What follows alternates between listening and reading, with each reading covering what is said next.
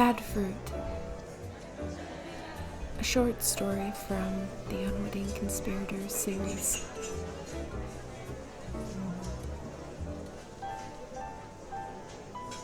Can I get a double shot espresso with water to 3/4 of the way to the top?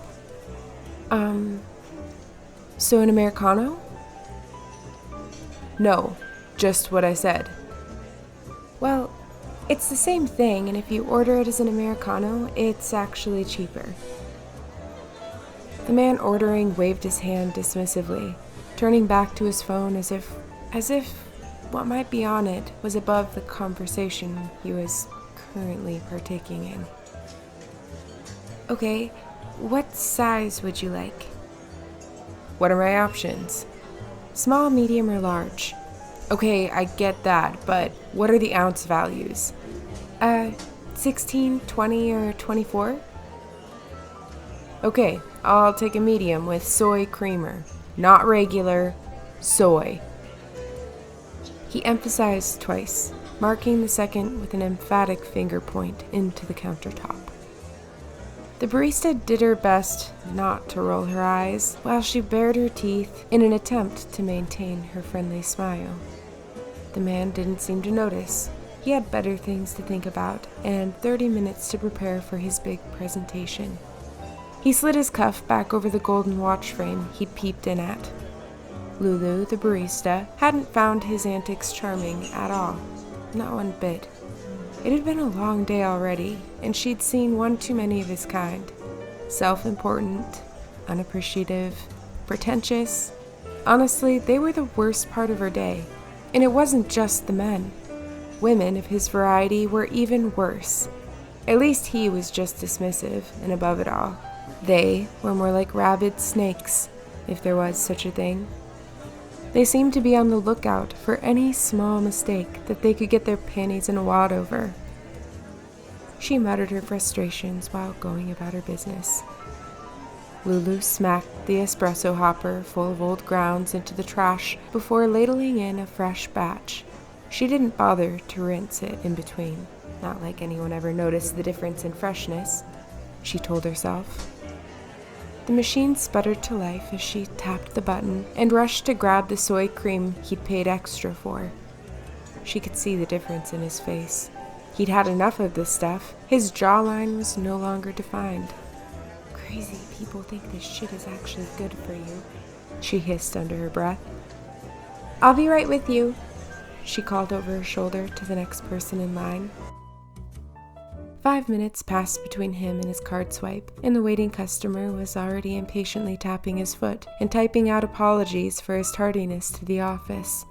He watched the barista over the top of his screen while tippy-tapping a scathing review toward her behavior and inability to make a simple order quickly. He moved in closer and started to tap on the granite bar top between them, as if the action might make her move faster somehow. If another moment had gone by before she'd slid the offering over the order line, the man might have asked to retract the 2 quarters he'd tossed into the tip bucket earlier. Double espresso with soy cream, she almost snarled before turning to the next person in line without further acknowledgement. Excuse me, I thought I asked for sugar-free vanilla flavoring, he piped in. You didn't, she stated plainly, barely looking over. I'm sure I did, he said again, more loudly than before. Well, you didn't. She pulled up his order ticket. The flavoring would have added an extra 75 cents. Seriously? That's so stupid. How can it cost that much for something that comes in a $4 bottle? I don't make the rules, sir. If you would like to pay the 75 cents, I'd be happy to add it to your cup. He hissed and muttered his dissatisfaction. Digging the change from his pocket, he tossed 3 dimes and 2 quarters onto the counter. They bounced and skidded, one slipping from the edge on her side, while he placed the cup loudly on the surface next to the pile of coins, looking down at her over his unpleasant, flared nostrils. Lulu barely hid her resentment. While reaching for the cup, she pictured spitting into it, and adding contents from the waste jar to his espresso while pumping twice at the sugar-free vanilla flavoring. What a piece of shit. I hope he chokes on it while navigating to work, she vented silently. These people make me hate this place. A feeling of sadness washed through her as she handed the cup over. I used to love the idea of making coffee for people, she thought. 1,000 fond pictures poured through her comfortingly. I hope you have a better day, sir, she offered half-heartedly as he snatched his cup. Well, thanks to you, I'm late now, so... Lulu turned to the next woman in line, who was smiling sympathetically. Hey, you still owe me 5 cents, he said, apathetically, clearly trying to get a point across. Lulu hastily snatched one of the quarters he'd given as a tip and had to use every ounce of restraint to keep from throwing it into his smug face. He huffed and muttered something about a poor Yelp review with her name on it. I'm sorry for the holdup, ma'am. We're short a barista today, so thank you for your patience, she offered to the woman who'd waited patiently behind him. The woman nodded her understanding. Pulling out her wallet, she quietly added $1 before even making her order. For the record, he didn't ask for flavoring, the woman began. People like that are just looking for a reason to take out their BS on people who don't deserve it. I'm sorry you had to deal with that. Lulu's shoulders relaxed with appreciation. Thank you. The woman's eyes glistened with compassion toward the little barista. I was a bartender for a while in college. Saw that stuff all the time. You handled it really well. Lulu's cheeks blushed.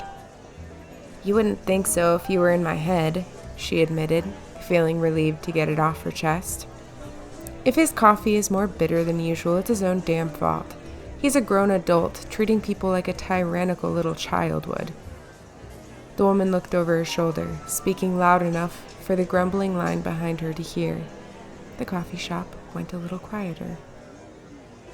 I'll take a plain Jane light roast, medium, please. Lulu did her best to hide the moisture in her eyes. It had been a long shift already. The woman's kindness blew in like a fresh breeze on a hot midsummer day. She rushed to pour the woman's coffee, full of gratitude, and returned with a large cup instead of a regular. Thank you, sweetheart. What do I owe you?